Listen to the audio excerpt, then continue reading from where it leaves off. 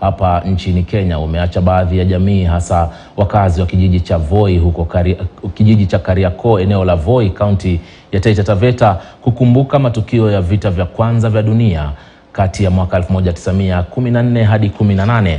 Wakazi hao sasa wanaitaka serikali ya Uingereza kuwafidia jamii ya Wataita na wale wa Taveta waliofariki katika vita vya kwanza vya dunia na pia kujenga makaburi ya askari wa Kiafrika.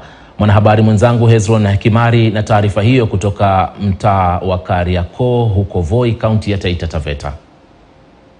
Huku Mfalme Charles wa III na Malkia Queen Camilla wakiendelea na ziara yao ya siku 4 nchini, wakazi wa Voi Kariakoo hapa Taita Taveta wamezungumzia mateso na matukio wakati wa vita vya kwanza vya dunia, ambapo idadi kamili ya Waafrika waliofariki haijulikani kati ya mwaka 1914 na mwaka 1918. Tunasema kwamba wakati wa ukoloni kuna mambo mengi tuseme mazuri yalipita.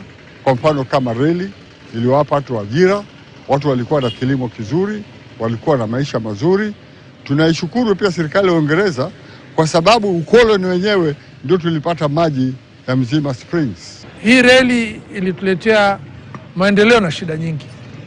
Kwa sababu ya reli, wakati wa vita vya kwanza vya dunia, Wajerumani wakajaribu kuipiga ile reli na kukaanza vita vya pili vya dunia Afrika, ambavyo vilianzia Taveta. Na hivi vita vikaumiza jamii sana, jamii ya Wataita, jamii ya Wataveta, na hadi leo hatujui kamilifu idadi ya waliokufa, waliofariki. Waathiriwa hao wameitaka serikali ya Uingereza kueleza alipozikwa shujaa wao Mangeka wa Malopa, aliyeuawa na majeshi ya Uingereza wakati wa vita vya kwanza vya dunia, na pia walipo simba maarufu Man Eaters of Tsavo. Kukawa na shujaa Mangeka Malopa ambaye alipigana sana, na wazungu walipompata wakamteka, mwili wake haukuwahi kupatikana tena. Kwa hivyo hakuzikwa. Hatukupata hata kichwa, manake kwa historia wa Taita na ilikuwa ni mtu shupavu anapokufa, anapofariki ama kuuliwa, kichwa kinachukuliwa na kinawekwa kwenye caves ambazo tunaziita mbanga. Lakini kichwa cha Mangeka kipatikana na hakikuwekwa. Kwa hivyo ni muhimu tuanze kujua alipofariki ama alipotekwa na Waingereza, hasa ni kitu gani kilifanyika, mwili wake ulipelekwa wapi. Yeye ndio aliyoko kilele katika serikali ya Uingereza, na sera ama maamuzi ama sheria iliyotumika wakati huo ilikuwa sheria ya mfalme, na hivyo basi moja kwa moja anawajibika. Labda haikupangwa, lakini tusiwe tukichukuliwa jamii hivi hivi.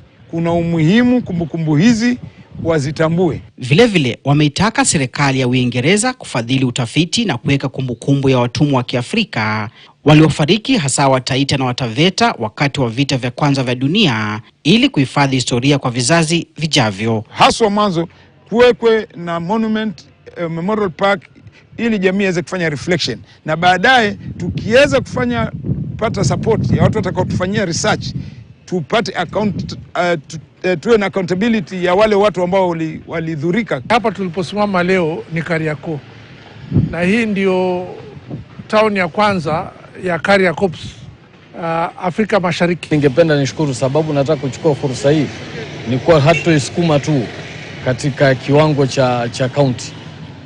Sababu pia mbunge, tunashukuru mbunge wa safari hii ni mbunge ambaye amezaliwa pia katika sehemu ambayo imeathirika. Tutakwenda pia kuisukuma katika ngazi za kitaifa.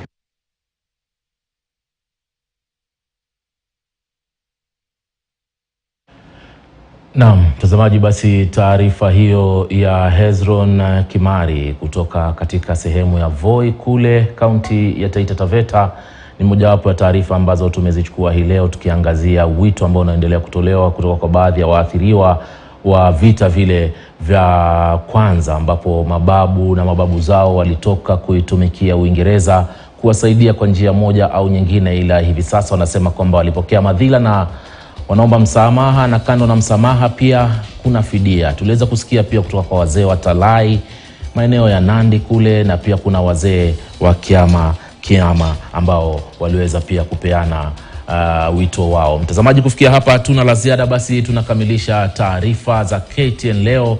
Asante sana kwa kutazama. Mimi naitwa Ali Manzu. Taarifa zaidi utazipata kwa lugha ya Kiingereza mwendo wa saa 3 ukiwa na mwenzangu Ken Mijungu, pamoja na mahojiano ambayo amekuandalia hii leo. Hadi wakati mwingine basi, endelea kutazama. Asante.